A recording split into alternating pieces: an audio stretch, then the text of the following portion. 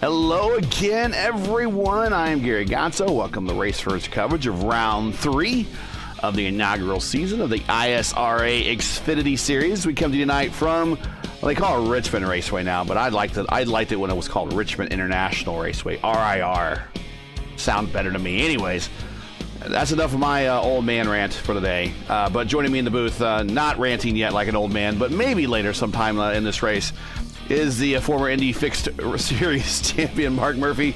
Mark joining us here in the booth to call the action with me. Mark, how's it going?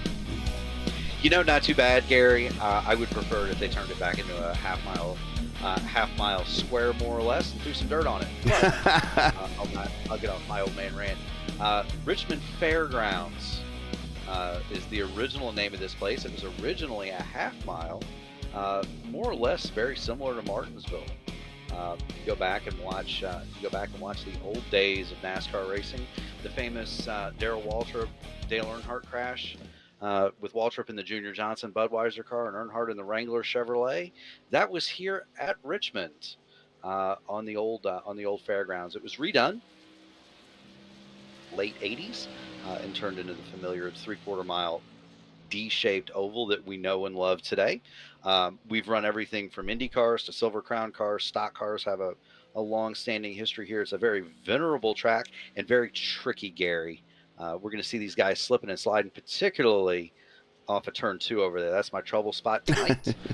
If we get a caution, I've got to bet that it's going to be off of turn 2 over there. It's a very fast part of the course, and it also narrows up significantly as you try to make the exit. Minute left to play here. Goodman, last week's winner on the pole, provisional pole. Was this the last place they had a dirt race before putting dirt down on the surface at Bristol? You know, I don't know the answer to that question. It's either going to be here or Wilkesboro. Okay. Either going to be here or Wilkesboro. Of course, after 1970, there were no dirt races because Winston ended the dirt races. The Winston Cup schedule, before it was the Winston Cup, was the Grand National Series, and they would run 70 or 80 races a year, Gary. They would do the big paved speedways on Sundays, and then they'd stop somewhere in between and have a dirt race on Wednesday. And that's how Richard Petty more or less won the bulk of his championships in the pre-modern era. He was one of the few guys that ran the entire circuit. The Wood brothers, on the flip side of that, would only run if the purse was above a certain amount. So they didn't run any of the dirt stuff.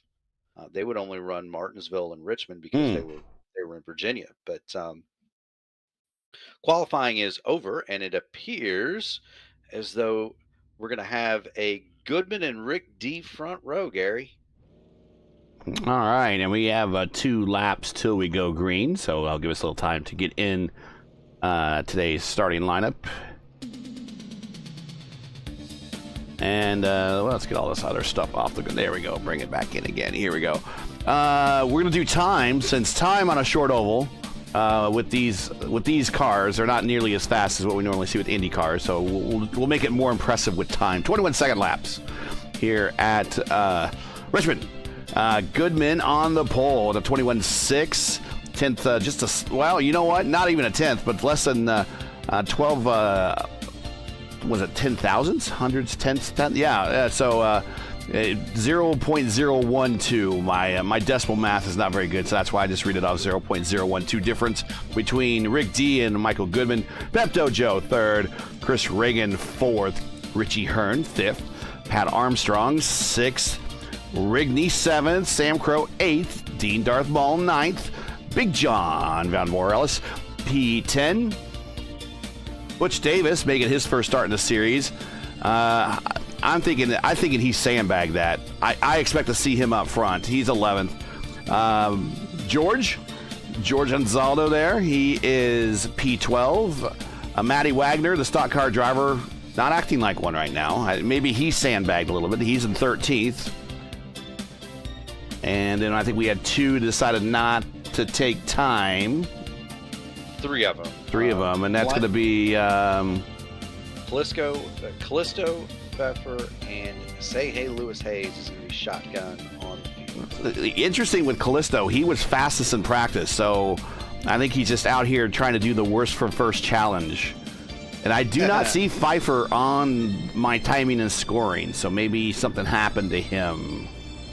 But the rule set for the night: 3/4 of a mile oval, 160 laps, 120 miles, 4 sets of tires, 1 in the car, 3 in the pits, 80% fuel, 1 fast repair. Lucky Dog is on. Wave rounds are on. No restart zone. 1 green-white checker attempt.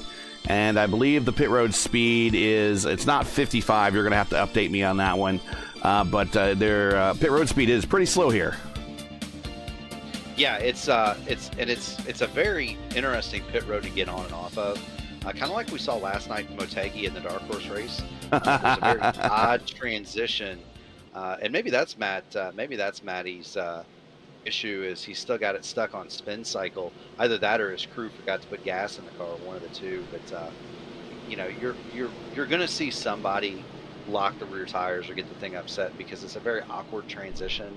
You kind of come down the hill and it flattens out and it upsets the cars you want to get on pit lane. So green flag stops could be an issue here. It's also getting off pit road. It doesn't look it on TV, but it is very, very narrow on that apron. It's barely wide enough for one of these cars to pass through, especially coming off a 2 as you get ready to blend up. It's really narrow, so be mindful of that. What is pit road speed? Can you look that up for me real quick? It's 35. 35, yeah.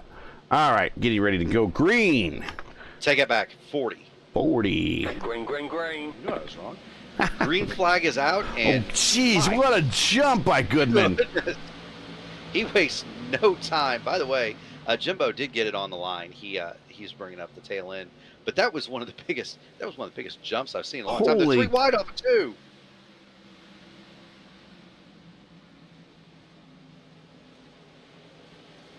Have we lost Gary? No, we're here. I'm taking in the action. We got we are rocking a new camera set this week, provided by Whiplash Sim Cams. So a lot of the former angles that I used to have that I could rely on are changed slightly. So we're just trying to get everybody in focus. But man, Goodman, leader by 7/10, and Reagan there in the Days of Thunder Camaro, trying to run him down. Gotta love it. Already the host with the most, Mike Rigney, is up on the high line. It's not really working for him all that well. The stock car driver, Matty Wagner, going to go by him as they go down into turn 3. But Mike Rigney, the early adopter of the ultra high line, he's been up there making like Harry Gantz. I thought he was going to hit that high line. No, that high line. I don't have much success on short tracks, but I was talking this in the pre-race. There was a league here. I forget the name of the league. It's been so long ago. There's George up there on the high line. That I had a truck race here, and I just stuck it up on the high line, rode around the back, took care of my stuff for, 2/3 of the race, and then in the last third, just rode it right up into the top 10. And I used it doing that high line, and I remember that race going, if all short track races were like this, I'd probably race them more. Very true. I mean, it's a fun track. I mean, even in an IndyCar, it's an absolutely fun track. You got Butch Davis working over Rick D there for 5th. It appears as though, Rick's going to fight back on the outside. Noted for his 43 paint schemes, the coach, Butch Davis, as we're going to dub him, puts it down on the low line one more time. But Rick D is hanging tough on the top, and he finally, I think, decides discretion is the better part of valor. Let's move Butch Davis up to 5th, drop Rick D back to 6th. Yeah, it's a 6 spots improvement for Rick, for the coach, which I figured he was a bit of. I figured he might have either been he was the ringer here and either was sandbagging or what during quals, and but maybe for some people maybe they don't qual well, but showing how very early on here, 8 laps into this, that he can race so well. And Richie Hearn blinking out. Or the other thing, and golly, poor Richie, we're gonna have to get his cat away from the Ethernet cord, because he is blinking something fierce. We'll go to.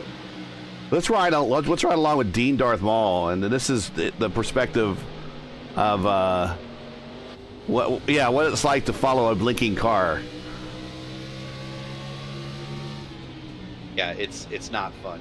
You don't really know where he's going to show up. At least a guy like Richie Hearn is. I mean, he's a pro, and so at least Richie Hearn is going to be predictable. Like, you know where he's going to be, and he's pro enough to know he's blinking too, because you can kind of tell it based upon the way the other cars move around. Richie is coming back though. His ping got as high as 400. His quality drops as low as 64. It's back on its way below 100 and up to 100 as we speak. So I think Richie is going to be all right. Hopefully he snatched the cable from the jaws of the it's a bad kitty. There. Bad kitty. Yeah. For those of you who don't know, Richie Hearn, he was in one of these races and blinked out, and if I'm not mistaken, he might have been leading that race and disconnected, and we found out later that his pet, his companion, had chewed through the internet cord.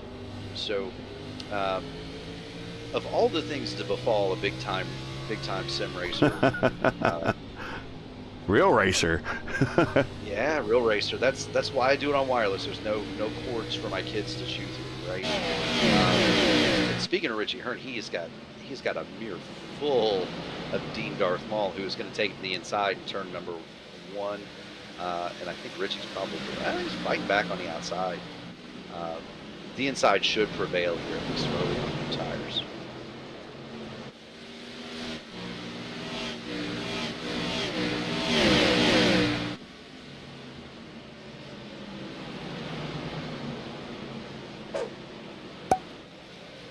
We're just catching the action here. I think we found a camera that works pretty good. We'll use this for a while. We'll change it up a little bit.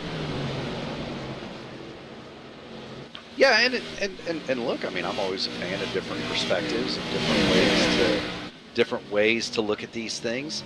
They are still going at it, hammer and tong, 5th and 6th. Dean Darth Maul slides up the racetrack, kind of gives Richie the old donut in the middle of the 70 there, and they keep on trucking. If you like seeing Richie Hearn get a donut, you can hit like, and you can hit the like button, hit the subscribe, get some notifications, and help us out here at RaceFirst. Always a good time. And yeah, it looks like Richie was clear, at least in the corner.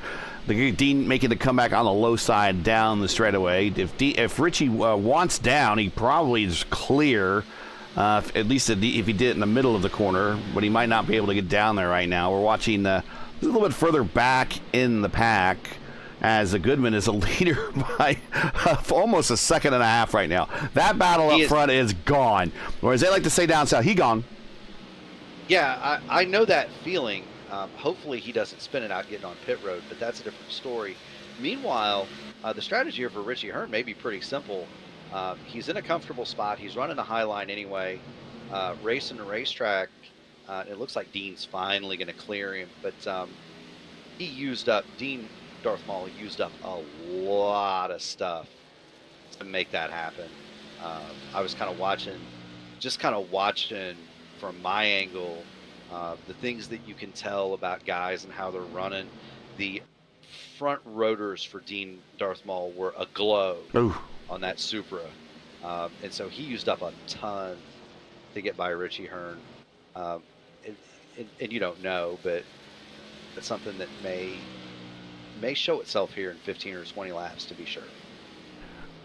While we're kind of at a point here where we're still probably another, well, we're not quite sure about pit stops, but we're still a ways from them right now. We will show the points. Here are the points. Michael Goodman and Matt Wagner are tied for the lead of the series. Sam Crow is tied, or actually in third in the standings on the sheet there, but he's actually in second place. 2 points behind Goodman and Wagner. Mark Cohn, not in the Knights lineup, is fourth. Clisto in the Knights lineup is fifth. Drew Trader not in the lineup tonight is sixth. Rigney seventh is in the lineup. Vern Hawkins not in the lineup tonight. Lewis Hayes, say hey Hayes, he's in the lineup here. He's in ninth. Gallus in the lineup tonight, I believe. He's in 10th. I think he is no, I don't think he is. So no Hugo tonight, but So Rick Fallis might actually get Rick D there might get a good run on Hugo. Actually, I think they are tied, so that he will pass him in the standings. John Von Voorellis, Big John, is 12th. And there you see the rest: Flanagan, Hearn, Armstrong, Mall, Reagan, Sexton, Pfeiffer, and Zaldo, and Hacker. Yeah, good group, and they're all, there's not a whole lot of separation here when you talk about the points. Goodman and Wagner tied, obviously, but then just a couple of points to Crow, to Mark the Watchman, to Lionel Callista. These guys are, when you talk about a point, it's a position. They're, you're talking about 6 positions overall separate the top 5. That's pretty good. You're not talking about a whole battle lot. for third. Yep. Got Butch to the inside of Pepto Joe and almost clears him. And now he has cleared him. He does. And look, I think Pepto Joe being smart enough to know, hey, I'm just gonna kind of. He's got to know what happened to Richie Hearn from fighting so long with Rick D, right? He's got to know, and these guys are smart. They have all the tools. They have the race labs. They're talking to each other in Discord. They know what's going on. Discretion, a lot of times, especially at a track like this, which is going to destroy either the right front or the right rear, depending on how you run the car. Discretion can often be the better part of valor, and I think we saw Flanagan right there. Meanwhile, Butch is wasting no time. Yep. He is now all over the back of Chris Reagan for second. Yeah, the coach, Butch Davis, all over him right now. Last lap by for Butch at 22.7. Butch has the fastest lap of the race, set pretty early on, and a 21.8. Yeah, 21.808. So he's got half a tenth on everybody else for that right now. Gary, it's not really a close battle for the purple lap. And you want to know what's not close? Is Goodman is turning 22.7s, and everyone else is turning 22.9s. Well, they're back here fighting. Yeah, well, Goodman now 2.6 second leader over the field. He's going to start encountering the back end of the field here really, really soon. Yeah, he's only got about 8 seconds before he catches up to Jimbo in the 16th spot. And here's the thing, I know that feeling.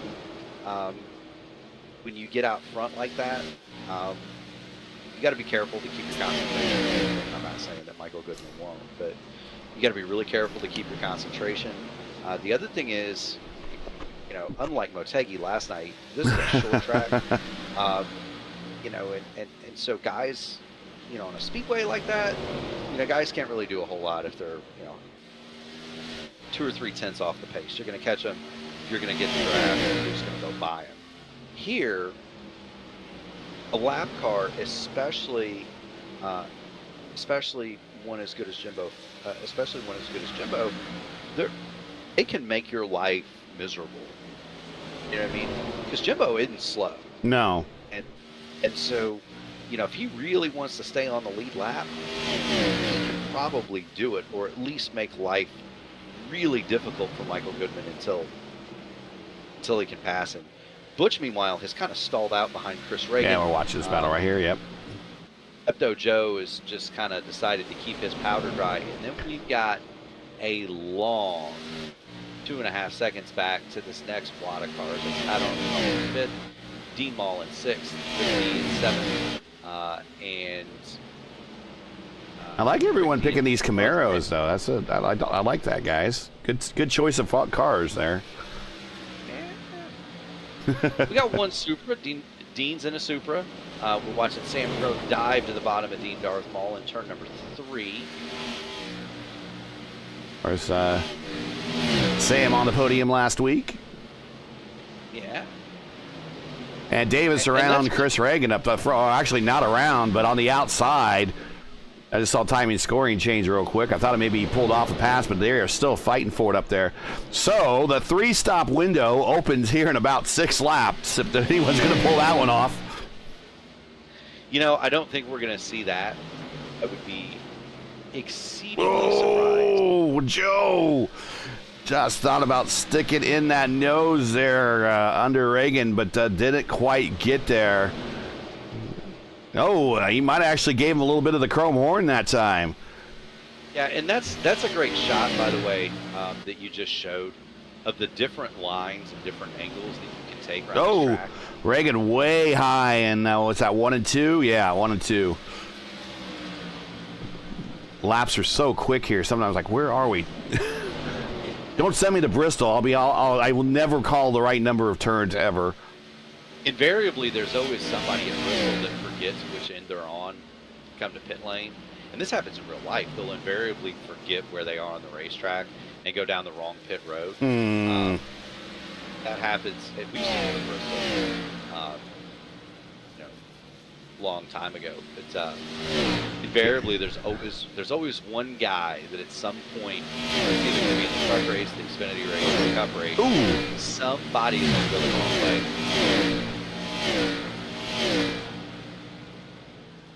I guess one of us, we got a speed cam shot right here at the start finish line. Someone at the triangle area smacked the wall, but here comes Goodman. Here comes that second group. This is just kind of giving you an idea of how big this lead he has. Although Pat Armstrong is starting to walk his way into the battle here. Yeah, he's been nipping and kind of chipping away at Pepto Joe a little bit. A 10th here, a 10th there. It wouldn't surprise me to see him there in another 10 laps.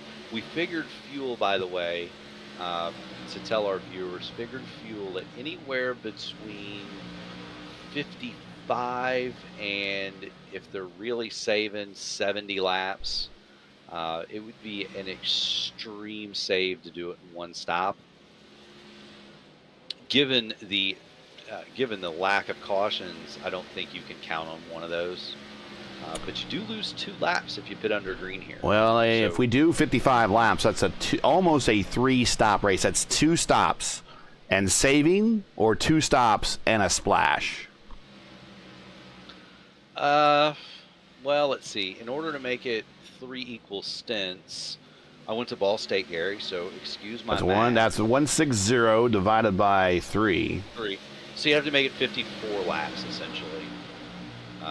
53 and a third, according to Casio. So we'll round that up to 54 because that would be a 2-stop race because that's 3 stints.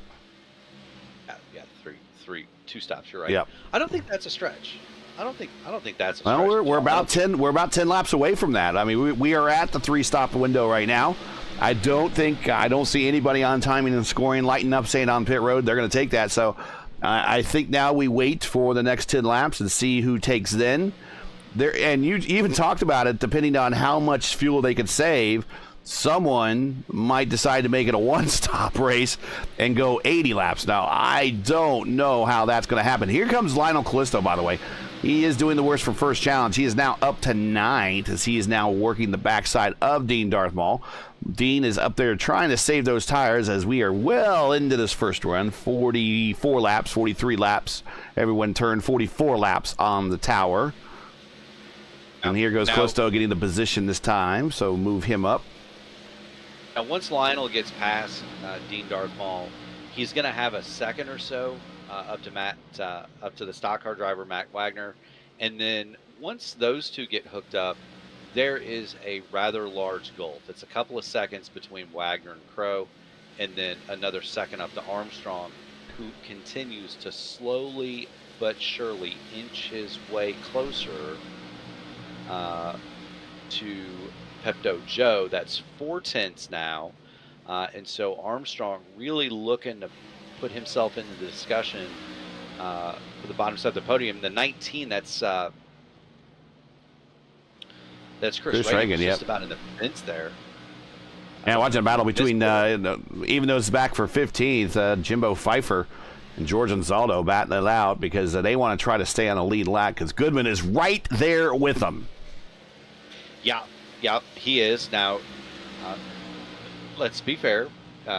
George and Jimbo, they're both, very aware of what's going on. You saw George; he put up a good fight, but once the Lionheart saw that it was kind of over, let Goodman go. I would assume Jimbo will do the same, and then the next car after that is going to be Say Hey Lewis Hayes, who's only about a second in front of this. This is the time now where Butch and Chris Reagan and them guys, they have to reel in. Now Armstrong's reached Pepto Joe.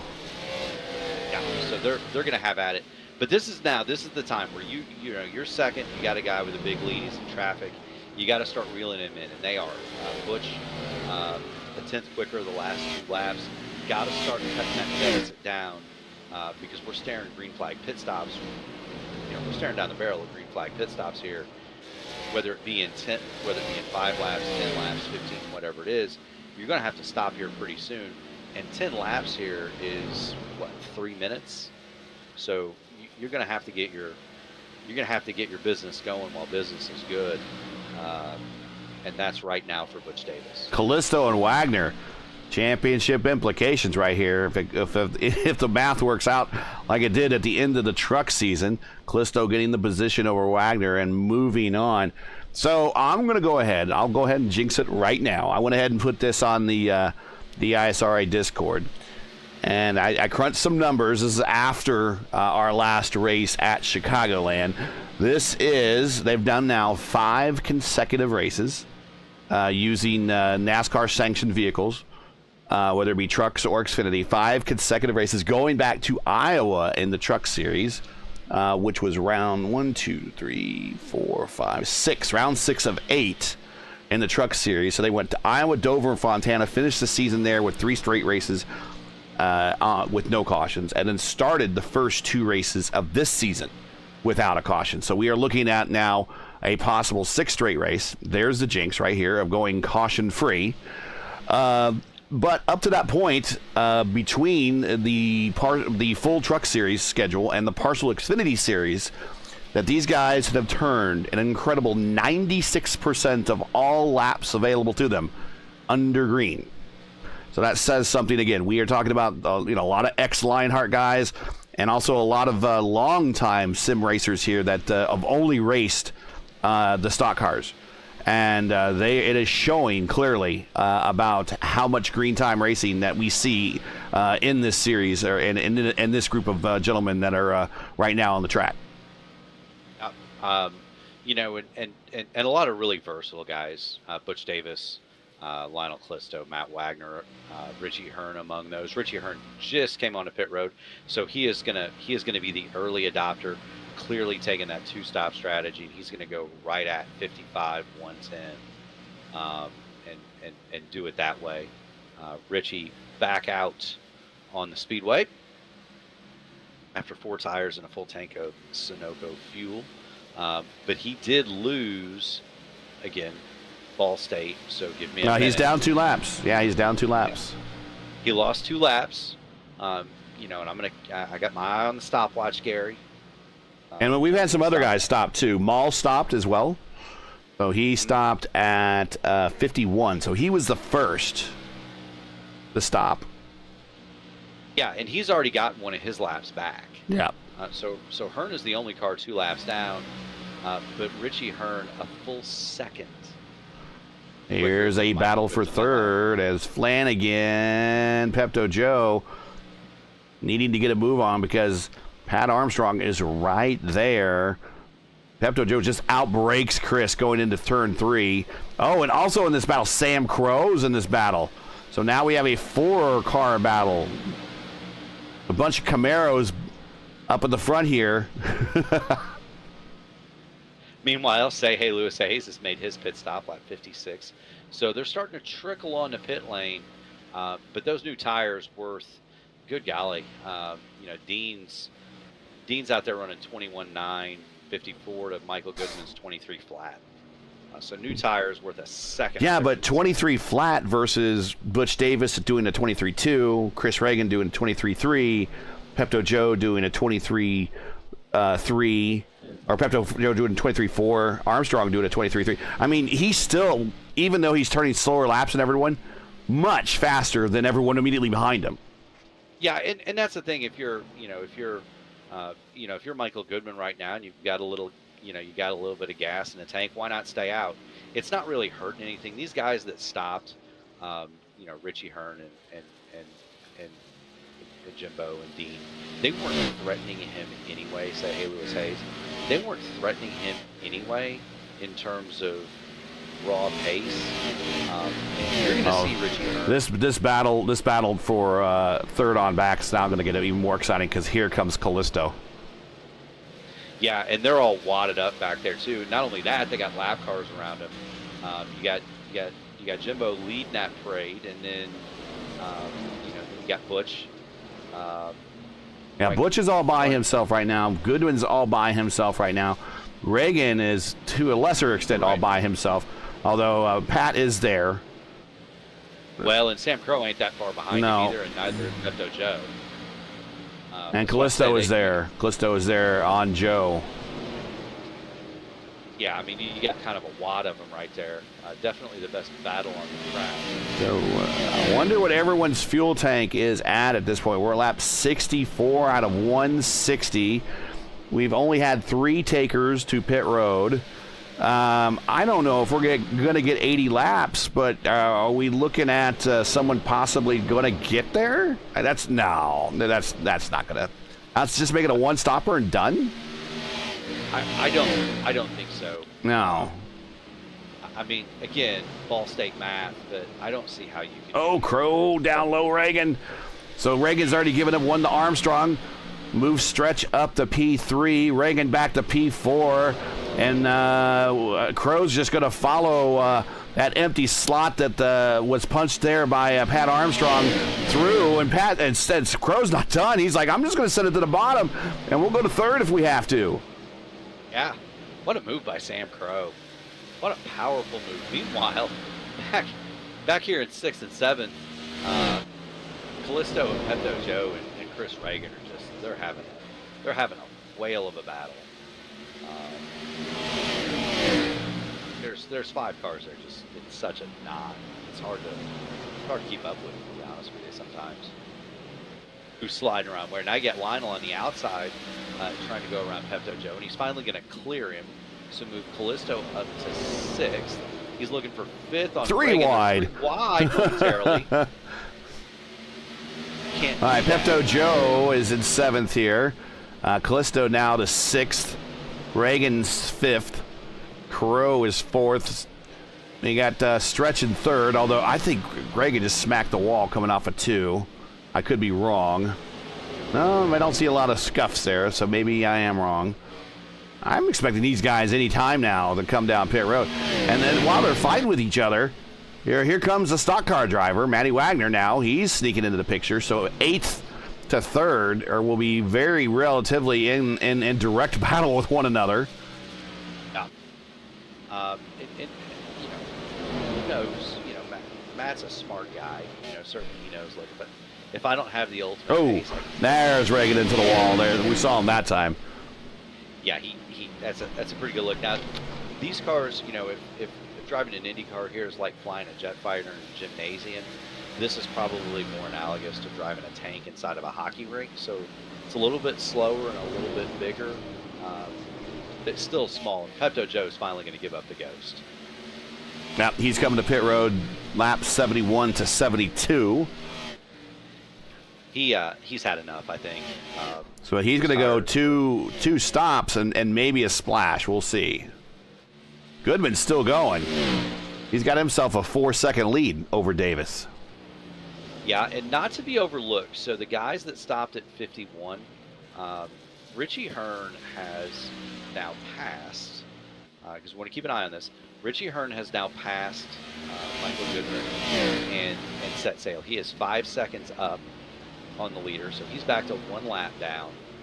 And you've got George Anzaldo right ahead of him, although Richie Hearn going to blast past George there on the bottom.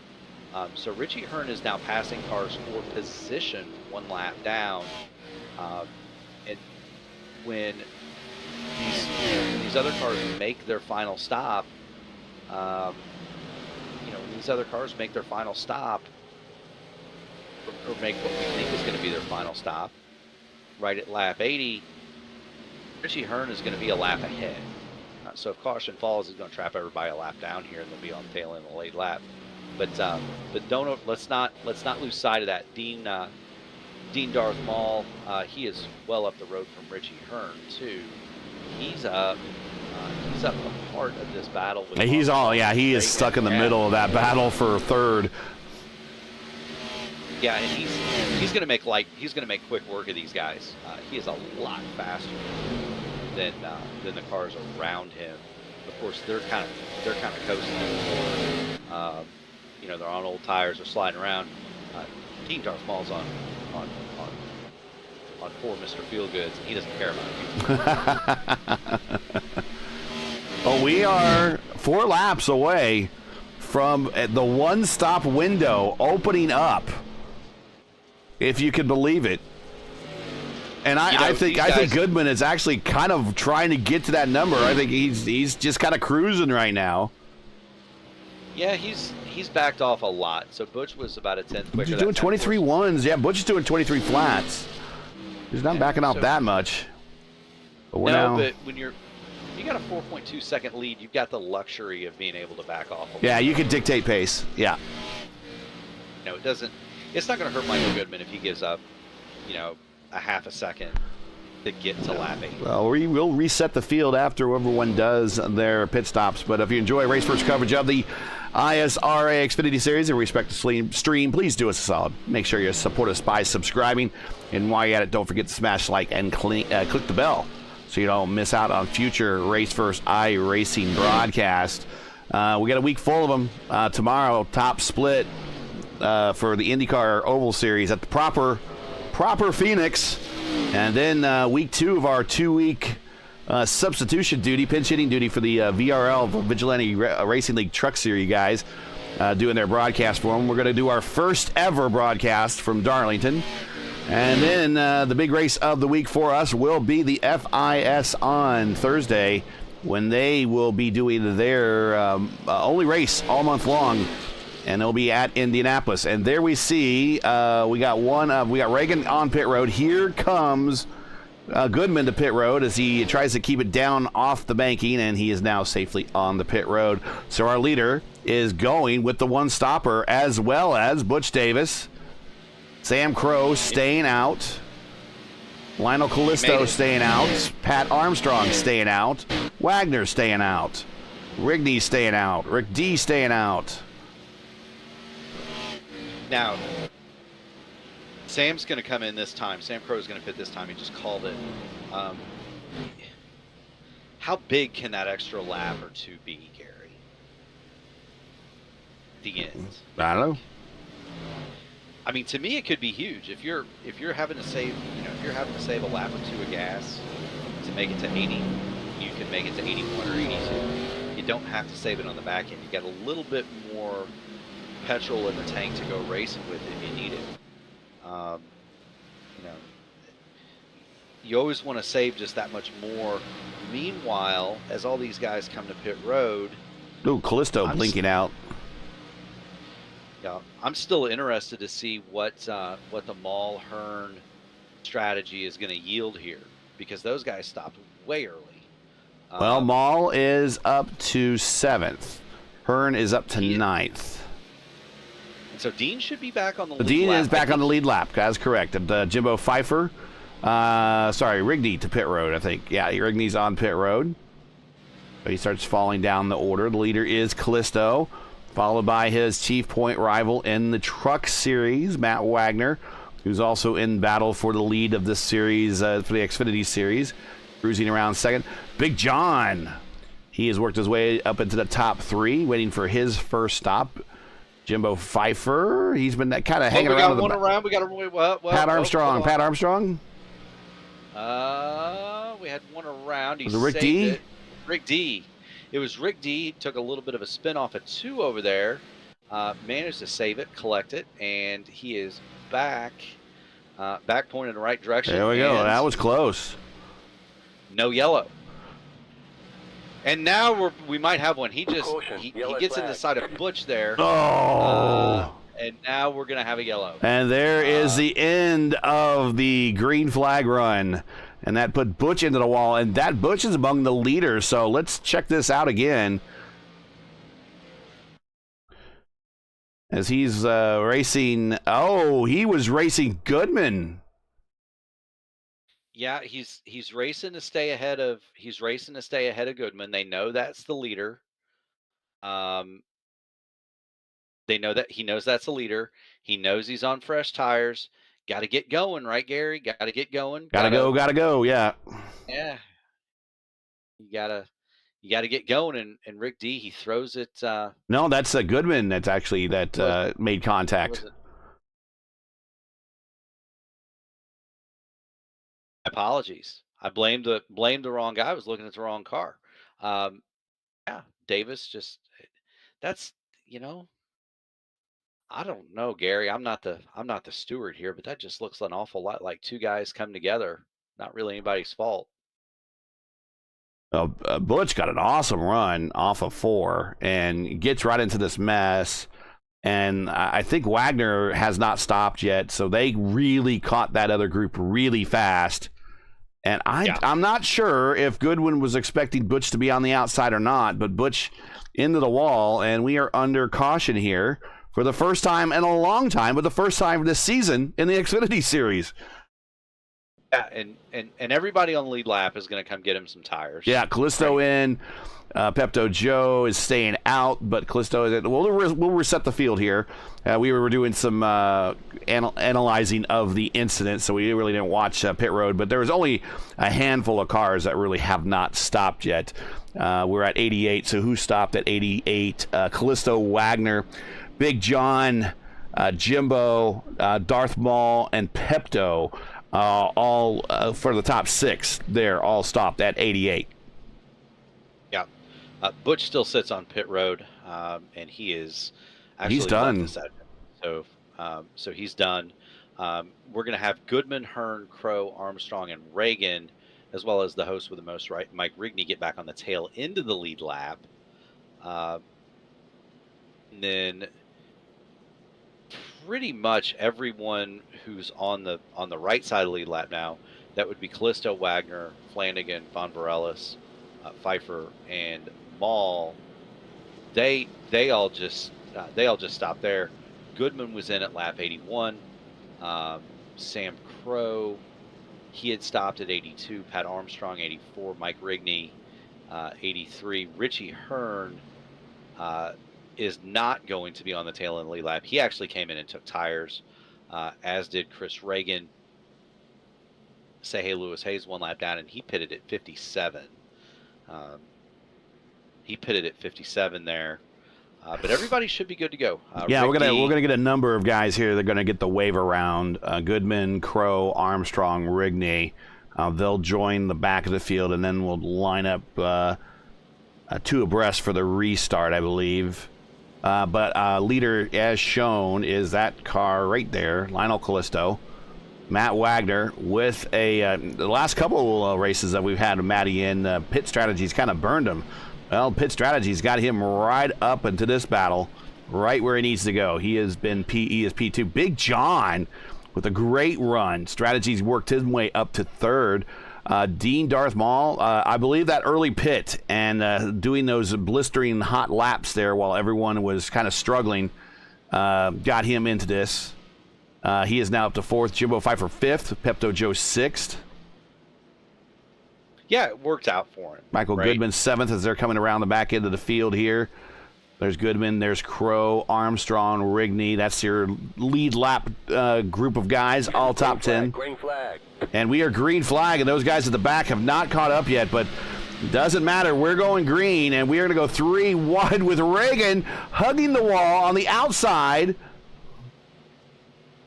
He's a lap down. He's going to shoot down the backstretch, bouncing off the wall. We're in the wall again. We got a wreck. Yellow flag is out. Okay, so cautions breed cautions. We went 5 races without a caution, and we've had Maul's destroyed back in, and Von Ellis was involved in that one too. So was the stock car driver, I believe. Poor Matt Wagner got hit in that too. Watch this on the outside. On the outside here, we'll get this graphic off. But here's Here's Reagan just getting a monster run, going 3 wide. Now, of course, 2 narrows down anyways because the banking just falls off, and then so we're going to get inside contact between Von Voorellis and Wagner, and then here goes, yeah. Oh, Pepto Joe tried to avoid it. Oh, Say Hey just missed it. I don't know if Say Hey missed it completely. Got really close. But that's a lot of damage for Pepto Joe, though, and a lot of damage for Big John. I'll tell you who snuck through there was Richie Hearn. And I don't know.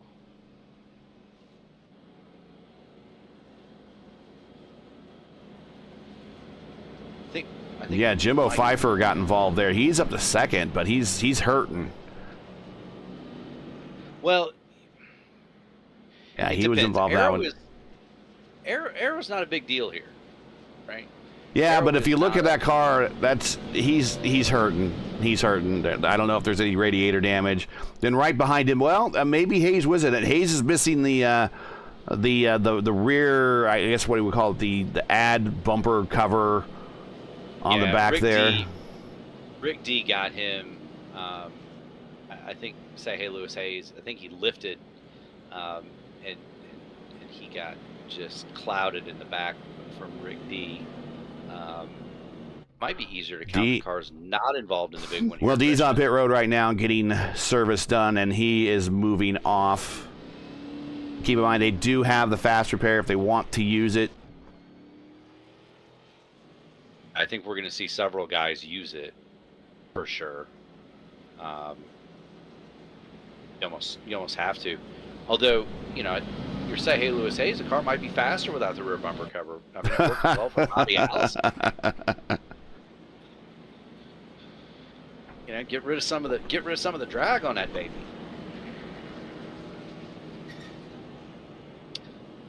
So we saw that TV panel. Go ahead. Go ahead. No, we saw that. We saw that incident. We're starting to get reset here. If you're just joining us, this is a race first coverage of the ISRA Xfinity Series coming to you from Richmond, where we've completed, well, how much we completed? 96 of 160 laps. We've now just experiencing our first spat of cautions, 2 for already, since right around the end of the first pit stops. So we're already in our second caution here. But if you're enjoying race first coverage tonight and would like to monetarily support us, we are doing this for donations. Please find a link to our GoFundMe campaign in the stream description. We realize times are tough, so any donation, no matter the amount, is greatly appreciated, but certainly most welcome. So please, if you can, give to the cause. As we are now, I believe we're lining up to go green. So... yeah, I think Jimbo is going to stay out there with a beat-up front end. We'll reset the field here. Jimbo, Callisto, Armstrong, Crow, Wagner, Rigney.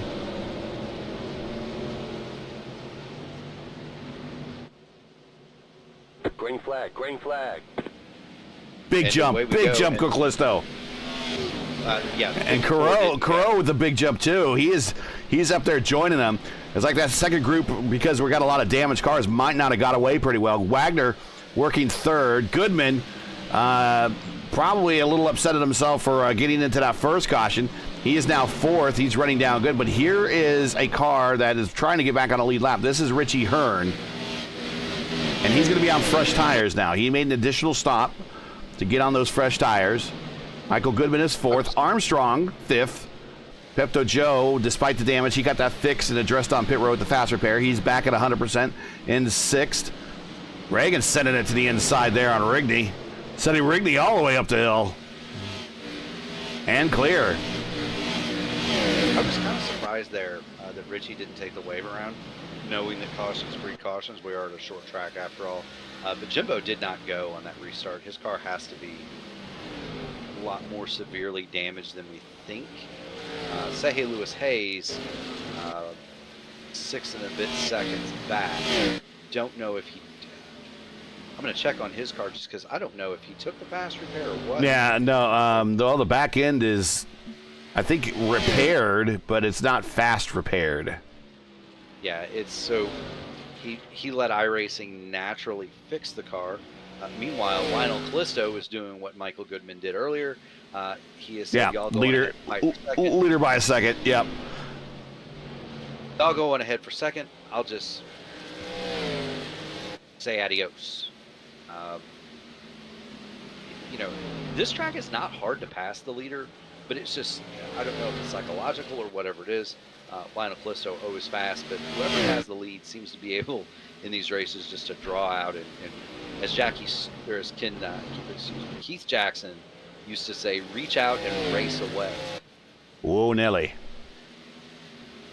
This is one of my favorite broadcasts, by the way. 1990 Monaco Grand Prix, ABC tape delayed. Keith Jackson and Jackie Stewart called that.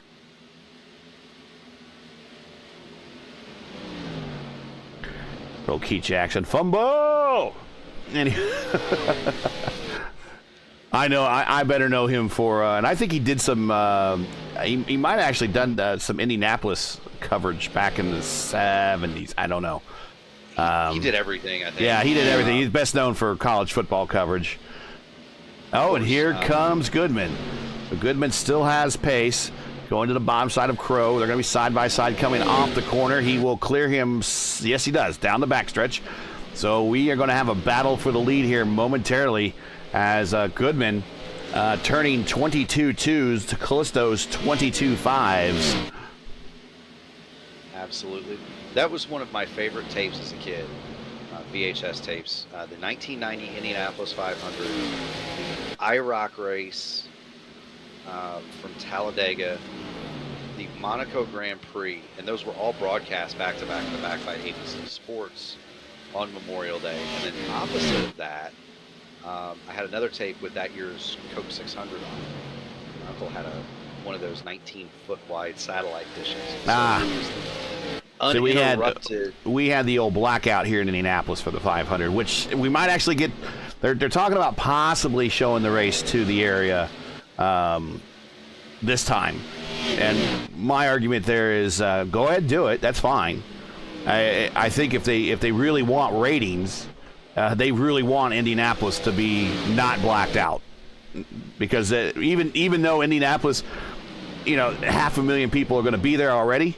There's easily another 1 million plus that are going to be in their homes, or 500,000 plus in their homes watching the race at air conditioning, probably with a party or something going on. So they could always add to the ratings. Otherwise, it's tape delay for Indianapolis, and it's always been like that. See, I go back and forth on it as we work lap 109 coming to 110. Michael Goodman has caught. Yeah, he has. We're watching him right now. We've got a battle for the lead. I go back and forth on that because my annual tradition is to go to the race and then make it back to a friend's house on the north side of town, cook out and watch the race on TV. So, the whole ratings thing, I think the primetime broadcast counts for the national number. But I don't know that it's really. But it's going up against the Coke 600. Right, and that's the thing is we would watch a lot of people watch the 500, not the 600. They'll go home and watch the race they were just at. It's kind of a thing. We used to do that when I was driving back and forth. Here's a tough for the pass. We're riding with Goodman, taking a peek down low. Callisto is giving him room. Now this is going to be a much tougher nut to crack for Goodman, because Callisto has the lead, so he's able to dictate.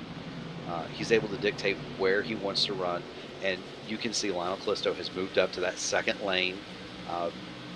Very, very, very smart decision. That may not be where his car works best through 3 and 4. He's right down on the white line of 1 and 2. May not be where his car works best, but it makes it very difficult for Michael Goodman to pass him. Speaking There's side by side. There we go, right there. Trial area. We're going to drag race down to 1 and 2. Is Lionel going to force it? Nope. Goodman's going to get the position very cleanly there. Big picture, forecasting there maybe for Callisto. That's okay. I'm in second place. He's been doing pretty good in the points, regardless of what he's been driving. So let's bring this thing home with a 114 of 160 in the books. Yeah, so it used to be a long day for me here in Indianapolis with the 500. You'd get up and you could watch the Formula One race on, at the time, ESPN or whatever network that was covering it. And then you'd get in your car, you eat your breakfast at watching Formula One. Then you get in your car, you get to the track about 9:30 in time for all the pre-race stuff to start, 10:30, 11. It's just a big countdown of stuff that happens Sure. leading right up to the green flag. Then after that, you walk back to your car, drive home. It's already a long day. And most of the time, if I would go watch the 600, I would probably pass out halfway through. Not from drinking or anything. It's just you're so damn tired. We see Armstrong sporting a little bit of damage on his rear deck lid there, or the rear deck cover. What is that? The bumper cover. Let's call it the bumper cover. I don't know.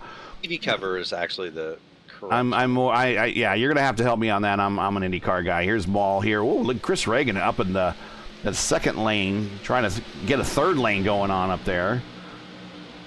But now on Memorial Day weekend, of course, my other vice is professional wrestling. AEW has one of their biggest pay-per-views every year that night.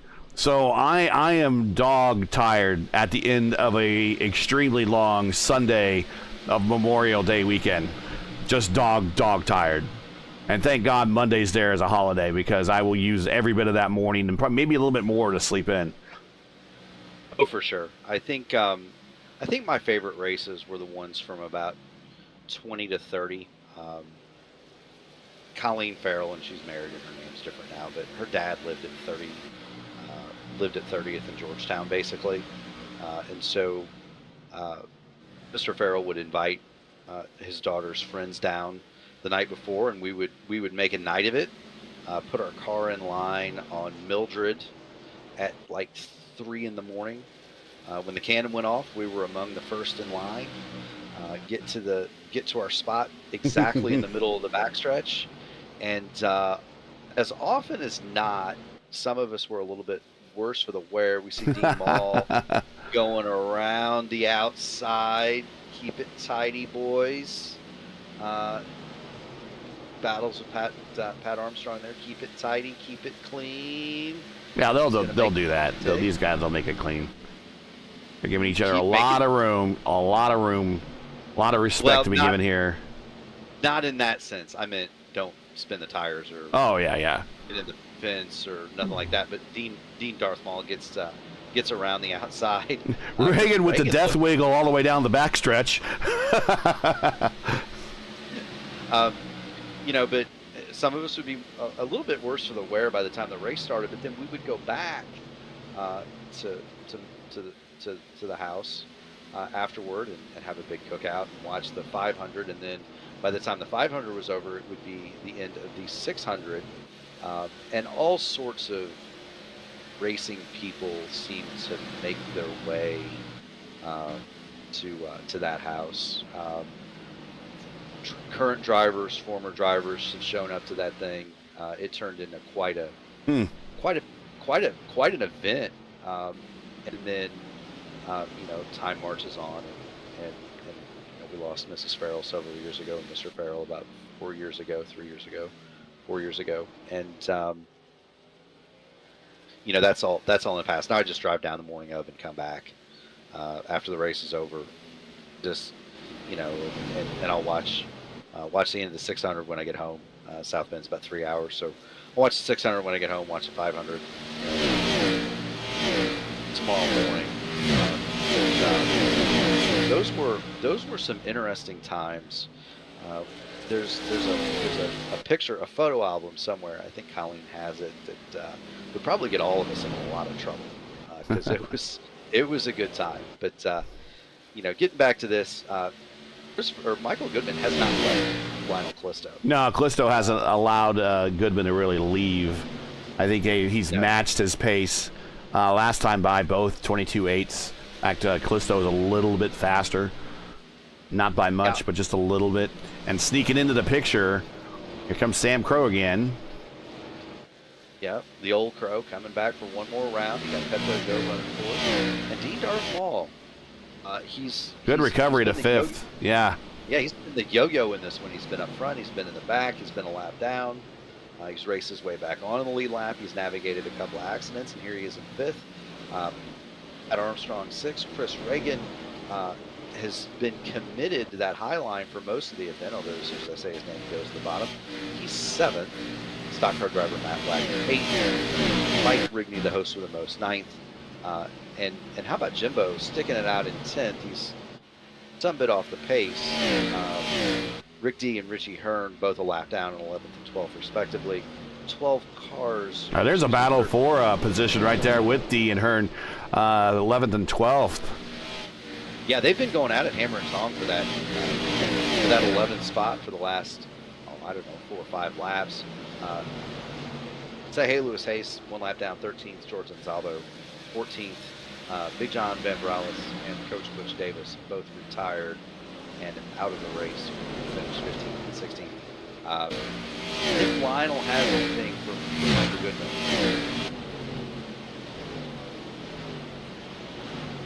here, that's the question. He got behind him, and I think he's kind of gone to school. He's able to match him. Ooh, breaking into the wall. Just pounds it down as we saw in that shot. How many times is that now for him? I don't know. He should probably change his sponsorship to like a demolition company or something. Is trying to knock down walls. He's laughing about it on the radio. What was it Richard Petty said? You run the high line. It doesn't hurt so bad when you hit it. You don't have as far to go. Something like that. Something like that. He's been up there. He's been up there all day. The right side of that 19 has seen better days. Yeah, we're showing a little Bondo action right now. That's what it's showing. We're quickly coming to the closing stages here. 30 laps at this place is no time at all. 133 of 160 in the books. This is the battle for the lead. Your points leader and now your Truck Series champion going at it. Absolutely.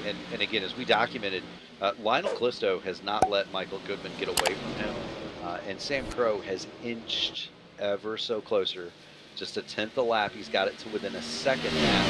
It was a second and a half, 2 seconds not too long ago.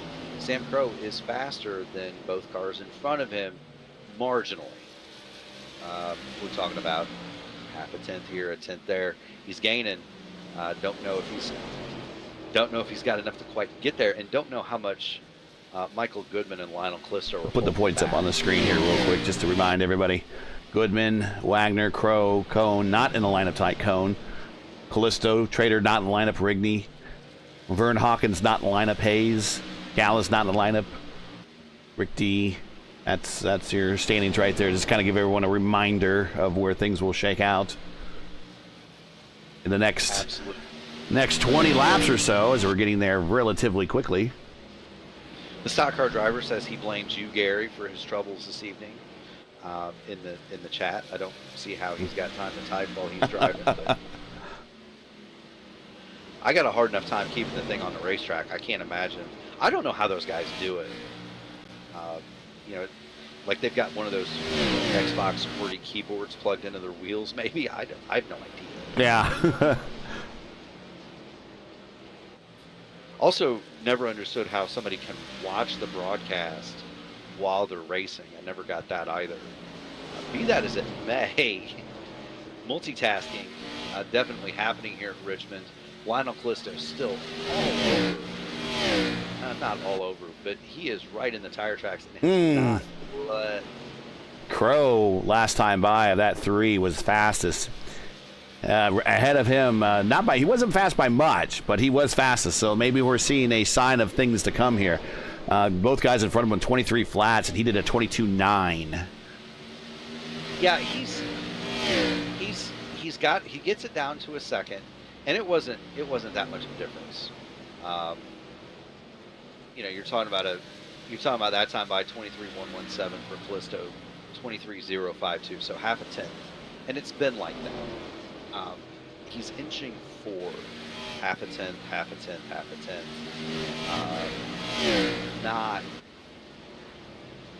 It's not a lot. It's not dramatic, but he's inching there. He was a second and a half back about 30 laps ago.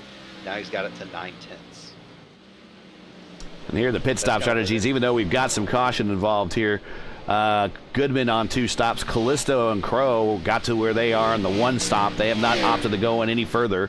Flanagan Mall both are on their 3rd stops, or after their 3rd stops, and Wagner doing only the 1 stopper so far. Again, we're this late into the race. Unless there's a caution, nobody's stopping. Everyone can make it home. But interesting how some of these guys are sticking to their strategy, not panicking. Well, and here's the other thing about that whole caution deal is Michael Goodman snuck in and got himself new tires at 94. Callisto had done 2 green flag laps on his before the caution came out. I know that sounds marginal as they approach George and Zaldo, but I know that sounds marginal, but it could make a difference here really late. These tires, just like IndyCar tires, just like every other tire in the sim. And so, does Lionel hit one and Michael Goodman doesn't? Does Pepto Joe benefit because Sam Crow, who stopped at 82, right? So he did both of those quick starts before the caution. Do Sam's tires kind of hit a bit of a cliff and drop off? Something we talk about in Indy cars, but it happens in stock cars too, where you get deep into a run and it gets to 30% or whatever, and the speed just falls out of them. Leaders will get to lap traffic here momentarily. They're not too far away from the backside of Hayes. Lewis is struggling a little bit, but still out there turning laps. And that's the never give up attitude. We love it. That's right. He's sporting the Gary Nelson special on the TV panel on the back of that car. I mentioned earlier Bobby Allison having the rear bumper that was ready to fall off. That was the invention of crew chief Gary Nelson, who later became the head NASCAR inspector. They went and found the biggest cheater they could find and put him in charge of policing cheating. So there you go. There you have it. But they're gonna get to say, hey, Lewis Hayes here in another couple of laps, and then really Jimbo is the next car in line. The next lapper line is 5 seconds. Don't think they'll get to him. He's turning fairly competitive lap times, but this is slowing up Michael Goodman and Lionel Callisto. It's accordioning them together. There we go. Now Hayes doing a good job, good etiquette, staying out of the way. But it really just the guys in front of him actually got the battle closer. Although good run by Goodman, speed was scrubbed off on the backstretch by Callisto, so that kind of brought the battle back to exactly where it was. All the while, Crow sneaking back into this thing slowly, but is he going to run out of time? Coming to 10 to go. He hasn't really. He's got another 10th, but he hasn't really gained a whole lot. It fluctuates. 8/10, 9/10. Depends on where they are on the track. And Crow slower, but here we go, 10 to go, last handful of circuits. Again, everybody, thanks for joining us. You are watching the late coverage here, late in the race of race first coverage of round 3 of 14 of the ISRA Xfinity Series, coming to you from Richmond, where currently right now Goodman looking to go 2 straight, but the Truck Series champion right on his 6. He's going to swing it to the outside, Gary. 9 laps to go. Make sure to smash the like button, subscribe to the channel so you don't miss out on the next race. And again, donations, please. Certainly would appreciate it. Lionel Callisto took a look to the outside going through 1 and 2. I could not find the traction on the top, but he's now starting to press the issue. He's been content to ride behind Michael Goodman for about the last 30, 40 laps. Gotta go, yep. Yeah, he's not riding anymore. He's looking to the outside every corner, seeing if he can draw even with that 28. And if he can do it, He's gonna have to try to pinch him down on the bottom where there's not as much grip. And he's finally got him. He's finally got even here. Here we go. Callisto on the outside, Goodman on the bottom. And Crow, an interested party as Callisto into the wall. 7 to go, coming to 6 to go, still side by side, off of 4 through the tri-oval area, still side by side. And Sam Crow is not a second behind anymore. He No. is right there in the middle of this battle.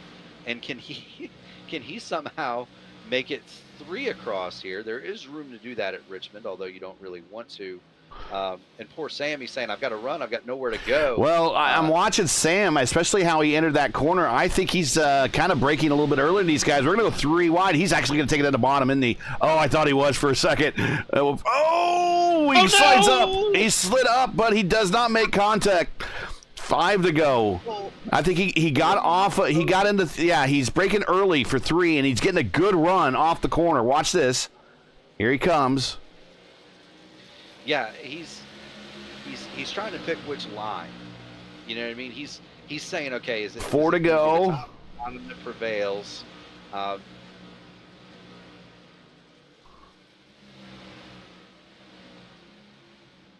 Chris Reagan joking around on the radio, but there's no joking here. We're gonna get 3 to go. We've got a 3-way battle for the lead. Who's gonna prevail? Goodman, Callisto, or Sam Crow?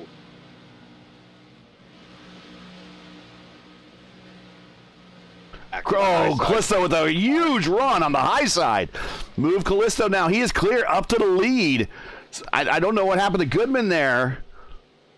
I think he might have heated up his right front. Now he's opening the door. Now we're 2 to go. The 1.5 miles. Trying to get that one back. Good turn coming off of 2 over there. Callisto just had a huge run on the outside. Goodman just led all that way, and Callisto took a shot on the outside and finally made it work. We're going to come get the white flag, Gary. White flag in the air. Wagner and Mall in a battle. This is for 5th, but we got to watch this for the lead as we got 3 cars involved. All very close proximity in 2. Oh, good wiggle on the backstretch. Oh, Crow into the back of Goodman. But we got Callisto. Callisto once again coming off the corner. Here comes Goodman and Crow. Goodman gets Crow just at the line. But Callisto, your winner here at the Richmond short track. And while the caution streak is over, it looks like another streak is starting to begin here. Maybe another championship in the offering for Lionel Callisto? We'll see. That would be 2 in a row for Mr. Goodman, too, wouldn't it? It would have been 2 in a row for Goodman. It would have been 2 in a row. But it's 2 in a row, and he's going right to victory lane there. But it's a Goodman 2 in a row for podiums, and Crow 2 in a row for podiums.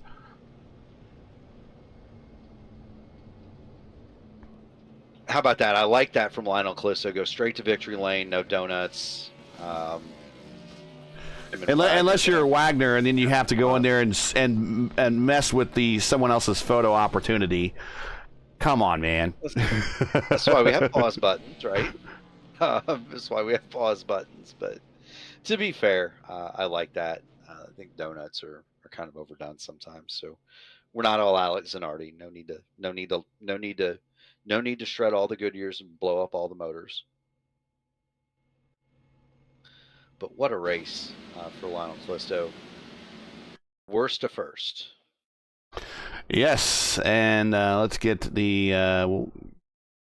Sam Crow will finish third. We'll get him into the interview room here momentarily, but let's get the final standings in. Lionel Callisto with the 1 stopper gets the win, led 35 laps.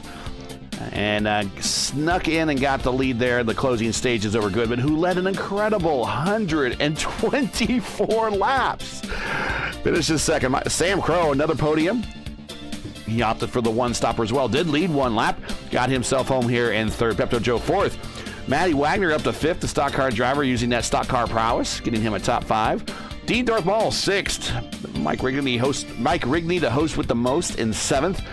Stretch Armstrong there in 8th. Chris Reagan 9th. Jimbo Pfeiffer 10th.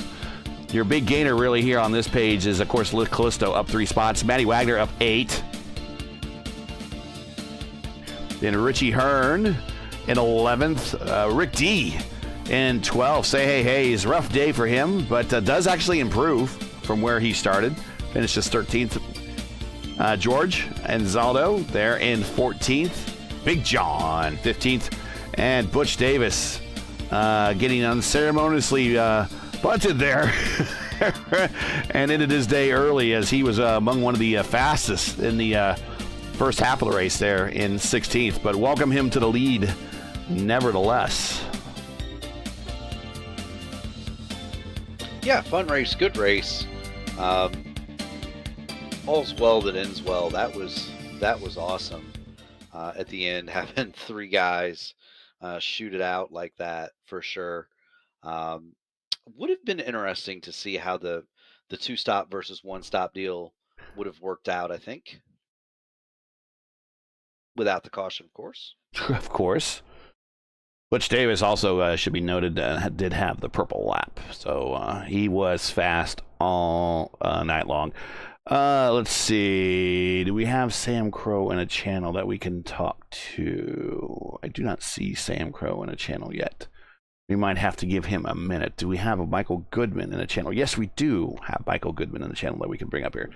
So let's bring up Michael first. And is Lionel here? Yeah, he's there. So we'll bring up Lionel next. But if Sam gets here, we'll bring up Sam next. We'll bring up Mike Goodman here for P2 here tonight. Hey, Mike, we got you here in the booth with Gary and Mark. Just, tires, was that the issue there at the late? He was able to save it and you weren't, or what happened there towards the end and got that late pass put on you?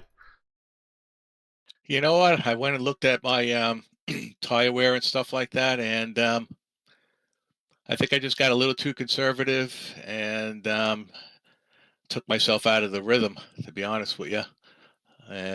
But you know, it is what it is, and second place is better than no place, so I'll True. take that. But you were dominant all day long. I mean, there was no question. I mean, by far, you led the most laps. That first stint, you were way out there, and then unfortunately, the first caution did involve you, but you were actually going to come back out to at least the lead again. I think at least we were projecting you to come back out to the lead after making those last stops, but. Once that next caution came out and kind of jumbled the field up, people went in for an extra pit stop. Kind of wasn't the same for you, although I will take that back. You did kind of lead that whole last half of the race, but you had a constant presence of Callisto there the whole time, unlike the first half of the race where it was just you by yourself. No, exactly. You know, when you have no one around you and stuff like that, you're able to pound off lap after lap after lap, repetition, Right. repetition. And when you have someone on you and he's not going away, then, you know, mistakes happen every single lap, every other lap, and whatnot. Well, it's going to help you for the points championship. We'll see what they shake out here in a moment, but you got to at least be happy about that. No, definitely. I'm happy about that. You know, I was not happy that I brought out the first caution. I mean, it was like, I tried. I mean, did he just catch you by surprise on the outside? No, I don't know what I don't know what the replay saw, but from what I saw in view is I know the car in front of me checked up and I was slamming on the brake. We did see like that. Yep. And I believe I turned the car to the right and he came flying in and stuff like that, and I hit him. It was nothing. You know, it wasn't anything intentional or anything. I was just avoiding the car in front of me. And, you know, unfortunately, I got into him. I mean, there was absolutely nothing I could do I mean, well, there's always something I could do. I could run into the guy in front of me, Right, and right. whatnot, but I mean, you try to avoid it and stuff like Well, that. those guys were on old tires. You were on new tires, and that's kind of how you caught them so much. And then they were braking, and you guys you had better grip and everything. So it's just kind of a perfect storm there. And I know that from our point of view, it didn't look like there was anything intentional. It just looked like everybody kind of met at the wrong point at the wrong time. But second place finish for you today, dominated the day. We'll see what the points shake out here momentarily if Rigney gets a chance to update them here before we go off the air. But shout outs, friends, families, anybody you want to say hi to before we let you go? Hey, again, I just want to thank you guys for doing the broadcast and stuff like that. It's real nice of you. You guys do a great job. I also want to give a thanks to Mike Rigney and all the drivers that competed tonight. Well, congratulations on P2. Congratulations on the strong day, and we'll catch you at Charlotte next week. I appreciate it, guys. Thank you. Sam Crow is in the waiting area. We'll bring him on up. Hey, Sam, we got you here in the booth with Gary and Mark. Congratulations, 2 straight podiums, my friend. Oh, thank you so much, Gary. Hey, Mark, how's it going? We're not doing too bad. Heck of a show. We watched you reel them in lap by lap, my man. What were you What were you doing? What was the plan there when you saw Lionel and Michael Goodman battling it out for the lead? Well, Did you have they one, had or were you just trying to pick a line? no, I certainly had a strategy. Those guys had so much pace early in the run, and I I noticed in the first run that I had a little bit more pace late in the run, and so I just figured if I could keep within a second of those guys and just spare the tires with the 20 to go, I felt like if they got racing, I could catch them and make a run at it, and that's exactly how it played out. I just ran out of time. So once again, my late push has cost me. But as far as the saving the tires, I was really just letting off a little bit earlier than some guys because they would catch me in the middle of the corner, and um, I noticed that they would have to check up for me in the middle, but it gave me a great run off. And then late in the run, with as much tires I saved, I could arch it in and get huge runs coming off of 2, and that's how I was able to catch those guys there and try to make those passes at the end. Yeah, we kind of saw you letting up a little bit before going into 3 and then getting good runs off of 3, and that got you right into the battle. So we definitely recognized your driving style. Just noticed here on your replay that you got Sasquatch on your car. It's pretty cool. But any shout-outs anybody want to say hi to before we let you go for a second straight podium? All my friends call me Sasquatch. I'm 6'6", 275, so everybody calls me Sasquatch. Good Lord! I barely fit in the car, guys. I'm just telling you. No, just normal shout-outs just to Mike Rigney for running the league, and ISRA has just turned out to be such a delight to race in. Of course, my paint shop, Go Sim Lab. Just appreciate Gary, you and Mark. I really do enjoy watching the broadcast after the race. And congratulations to Lionel and Michael for great runs. I just enjoy racing this group. I really do. I consider it, honestly, an honor to be able to finish on the podium. Well, we love seeing you here, and congratulations on another podium finish. Next week is Charlotte, and maybe we see you for 3 straight podiums. Well, we'll certainly give it a shot. All right. Congratulations. 3rd place there for Sam Crow. Take care. All right, Sam. Yeah, he's very happy for being where he finished there. Let's bring up Lionel. Here he is, Callisto. Lionel, Gary, and Mark here in the booth. So you broke through now on the Xfinity series. Is there anything you can't drive? I mean, I'm pretty familiar with these cars, like a lot of experience, like 8 years doing this. So road courses is the tough part I struggle at. Any NASCAR oval, it's like I pick up real quick. Well, talk about your race there. You started last. I don't know if that was the plan, but you started last, stormed up through the field, caught up to the mid-pack there, and then when the pit stops happened, stayed out long, and then caught that timely first caution of the series. I mean, how perfect was that? I mean, for a series that hasn't seen cautions in the last 5 races, for you to actually plan your strategy to actually, or your on-track strategy at that time, though, was capitalized by a caution coming out as you were going long on your first run there. Definitely, like I try to stay out as long as possible and hope for like a caution when I'm still out while everybody's pitting. Usually, like that's idea. Like that's like the best scenario because everybody will be a lap down, which could happen tonight. Almost everybody, but yeah, that's what I'm trying to big on. Just try to stay out as long as possible. And yeah, it worked out perfectly. That caution really helped me out. Murphy, got anything? No, man, Lionel, great job. Always a pleasure watching you guys race. I don't really have anything. You answered my question, so I'll let you get your shout outs going. Man, covering all the bases tonight. So yeah, any shout outs, anything you want to say to any teammates, friends, family? Everybody in the league involved, everybody's racing. You guys, Gary and Mark, with the broadcast. Thank you guys. You guys are doing a great job. Yeah, I mean, it was a good race in the end, like the last 20 laps. It was good. Yeah, had fun. Well, sounds like it. Well, the Truck Series champion with his first win in the Xfinity Series, and that moves him up to second in the points. 2 points behind Michael Goodman, who retains the lead. And you have a 1 point edge over Sam Crow, who is in third. Excited. I'm looking forward to the next race. All right, we'll see you at Charlotte. Sounds good. Thank you. So yeah, let's repeat that here one more time. Goodman is the points leader with 112.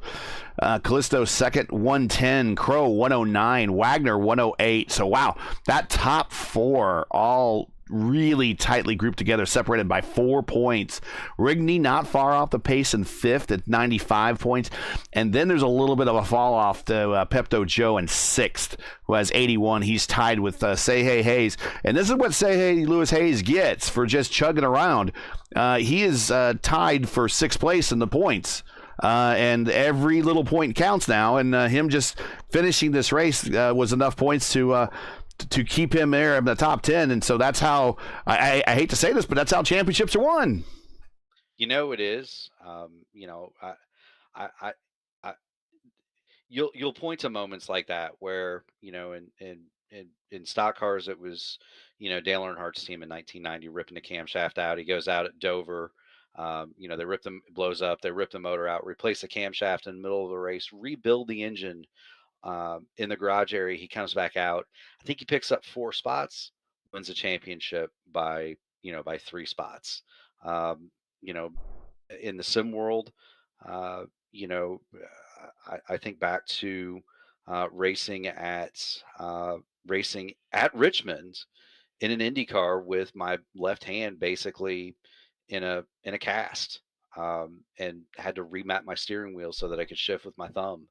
And finished 4th and held off. I think it was Andrew Marquez. Mm-hmm. Was it? Yeah, for 5th. And he's no slouch. Yeah, he's a good guy, good driver. Yeah, good driver. Wound up winning a championship by 6 points.